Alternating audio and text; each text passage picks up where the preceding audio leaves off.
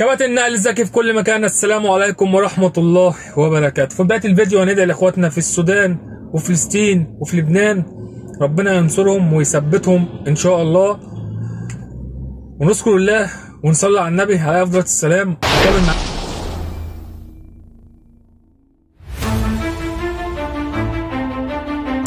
وكمل معايا الفيديو، هندردش شوية.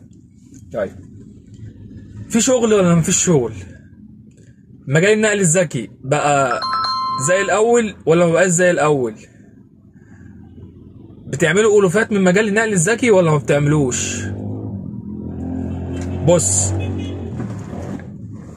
في شغل واللي يقول لك غير كده بيكذب عليك. بس في ركود واللي يقول لك غير كده يبقى بيكذب عليك. طب انت يا عم انت هتجننا ولا يعني في شغل ولا ما فيش شغل؟ يعني نقول اشتري عربيات؟ لا، ما تشتريش عربيات، ما تشتريش عربيات عشان ما تلبس. مش هنقول تاني، ما تشتريش عربيات عشان ما تلبس. في شغل، في شغل. طب هنعمل ألوفات؟ دي ارزاق بتاعت ربنا بيقول لك اسعى يا عبد وانا اسعى معاك. هتسعى ربنا هيديك، هتنام ننا في الفلنة ما تجيش تعيط، ما تجيش تولول. طب هنعمل ألوفات؟ ما انا قلت لك هي ارزاق. طب يا عم انا عايز اجر عربيه واعمل في اليوم 1500 جنيه. اجر يا باشا عربيه واشتغل 12 ساعه، ما تقلش عن 12 ساعه. وخلي بالك مش ال 12 ساعه اللي هتشتغلهم دايركت فيهم شغل، لا، في اوقات في ال 12 ساعه فيها ركود، الدنيا بتبقى واقعه فيها.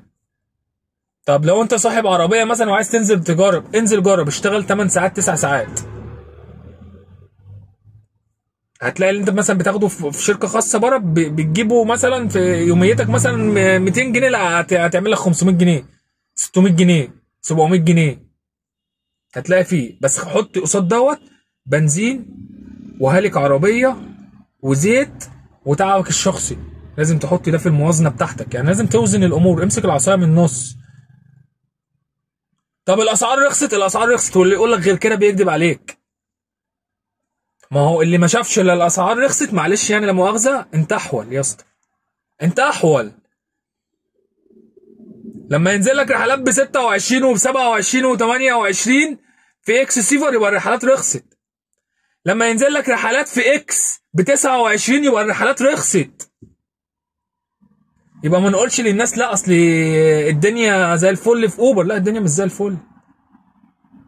اوبر رخصت الرحلات وما زودتش التسعيره مع زياده الاسعار البنزين.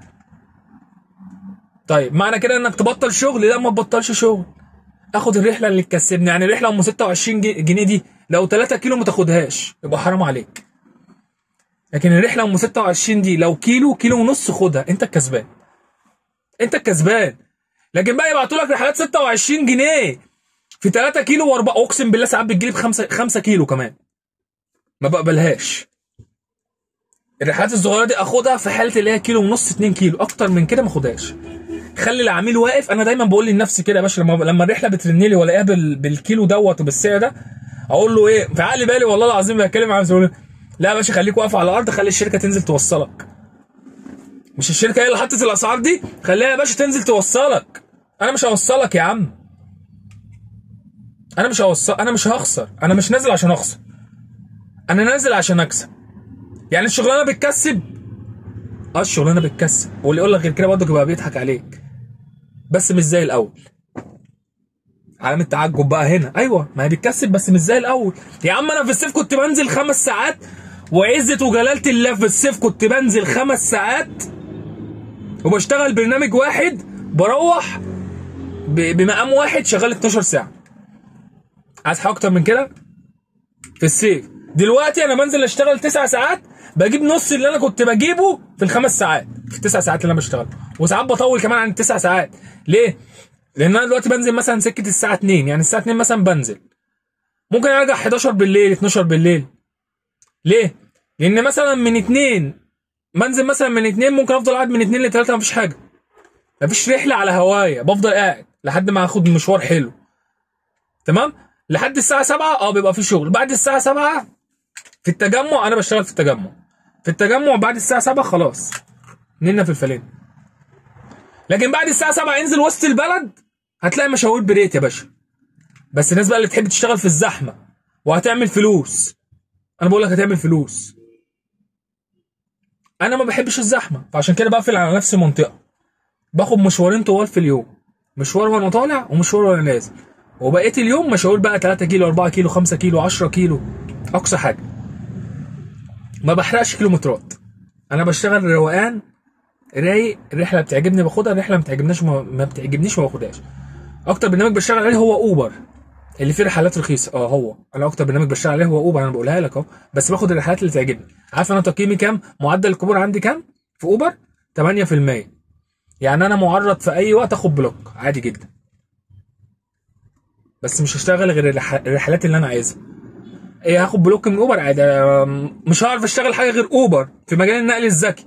انا عارف، انا بقول لك، انا عن نفسي انا بقول لك كده مش هعرف. انا ولا بعرف اشتغل ديدي ولا بعرف اشتغل اندرايفر. اندرايفر يوم ما بشتغل عليه بعمل لي رحلتين في اليوم، والله العظيم 3.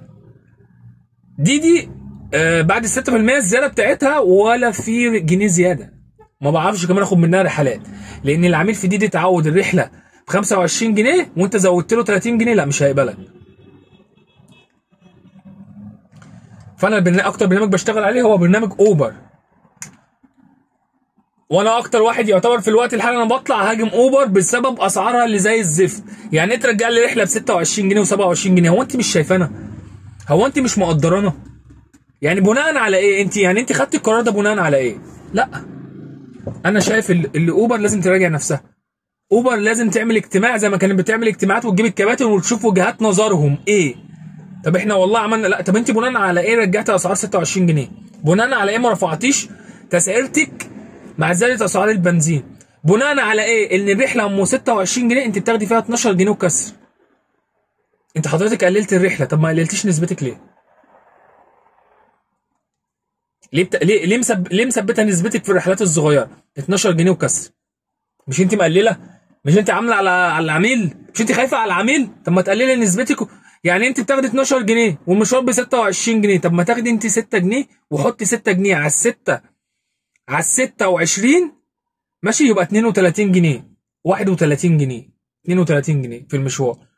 ايه المشكله؟ ايه المشكله لما تخلي الكابتن شغال بنفس راضيه بنفس مفتوحه، مش شغال وهو متضرر؟ ليه بتقفلي نفس الكباتن عن الشغل؟ ايه المشكله لما تاخدي 6 جنيه؟ ما انت هتاخدي مني 6 وتاخدي من غير 6 ومن غير 6 ومن غير 6. انت في اليوم لا يقل عن مبلغ وقدره بتعمليه وانتوا قاعدين مع المكاتب. احنا اللي شقيانين، احنا اللي تعبانين في الشارع، احنا اللي طافحين الكوته. فانت ايه المشكله لما تاخدي 6 جنيه؟ انا بصراحه مش شايف مشكله، لكن انت بتاخدي 12 جنيه. انت همك الاول والاخير مصلحتك، انت ما بتبصيش على مصلحه الكابتن. فخلاص ما دام انت همك مصلحتك وانا كمان هممني مصلحتي. مشاوير ام 26 جنيه انا مش هاخدها، طول ما هي 3 كيلو و4 كيلو مش هاخدها، لما الاقيها كيلو وكيلو ونص هاخدها. تخلي العميل واقف على الارض، مش انت عايزه كده؟ خلي العملاء واقفين على الارض. ملخص الحوار عشان انت كمشاهد ما تتوهش مننا بسبب الفيديوهات الكتيره اللي بتنزل، اللي في ناس متفقه اللي فيه شغل وبتعمل منها الوفات، وفي ناس متفقه اللي لا في ركود ولازم تشوف لك شغلانه تسند جنب الشغلانه ديت. ده وجهه نظره صحيحه 100%، وده وجهه نظره صحيحه 100%. انت كمشاهد عليك انك تقيم، انت عليك تقيم تجربه ده وعليك تقيم تجربه ده. بس المجال في شغل، المجال ما ماتش، هو نزل يعني نزل. يعني بدل ما كان في الشغل 100% الشغل بقى 70%. المشاوير اجرتها بقت 70% مش زي الاول، فاهمني؟ فكنصيحتي ليك اخويا ما تشتريش عربيه. لو معاك تكيش ماشي، لكن هتشتري قسط ما ترضيش نفسك يا ابن الحلال، ما ترضيش نفسك يا ابن الحلال. مش عشان بتشوف فيديو زي مثلا لما بمثل الفيديو عليا انا عشان ما حدش يقول لي انت بتتكلم على حد. ما تشوفنيش مثلا طالع بقول لك انا عملت مثلا انا بديك مثال اهو، مثال عملت 2000 جنيه في اليوم، تقول ياه على ابو ام الشركه اللي انا شغال فيها في القطاع الخاص ده، انا بنزل اقعد بال10 ساعات وساعتين مواصلات رايح وساعتين مواصلات جاي، بخش لي في ال 15 ساعه ومرتبي في الشهر 5000 و6000 جنيه. يا عم اقسم بالله انا هنزل اجيب عربيه قسط. انت رزيت نفسك. يمكن انا بعمل 2000 جنيه بشتغل فوق ال 12 ساعه. انت عارف انا بشتغل قد ايه؟ عارف انا بقعد في الشارع قد ايه؟ في ناس ربنا مديها القدره اللي هي تشتغل 14 و15 ساعه في قلب الشارع وتقعد كده على العربيه.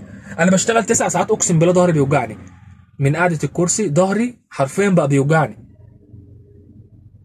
فانت عندك القدره تشتغل فوق ال 14 ساعه هتعمل ال 2000 جنيه.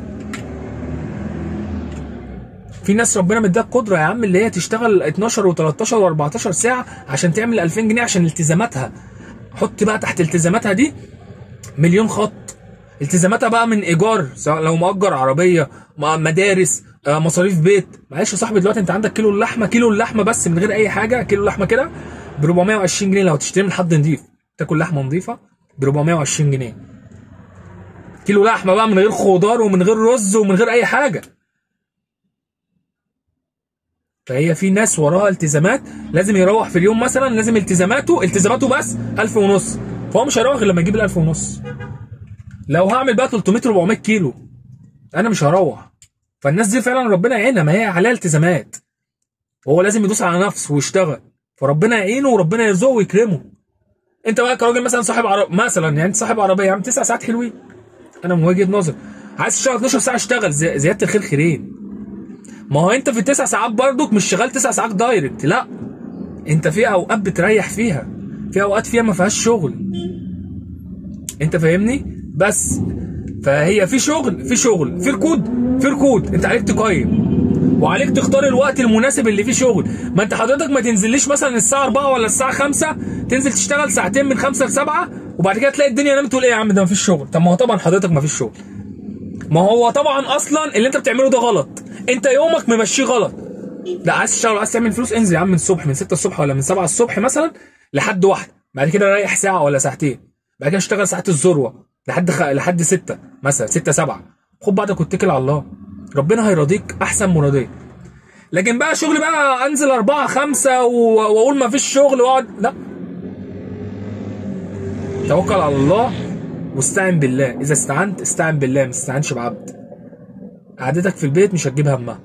اليأس اللي فيك والاحباط بسبب اللي الاسعار نزلت مش هتجيب همها، مش هتجيب التزاماتك. فعشان كده بقول لك انزل واسعى وقول يا رب، ما تقولش يا عبد. ربنا قال لك ايه؟ بسم الله الرحمن الرحيم، وفي السماء رزقكم وما توعدون. انت نازل وهو ربنا كاتب لك رزقك، انت هتروح النهارده بكذا، هتروح النهارده بكذا، ربنا هيرضيك، يعني ربنا هيرضيك. وفي الاخر احب اقول لك ما دام وصلت لحد هنا يبقى هتصلي على النبي، يومك كله رزق باذن الله.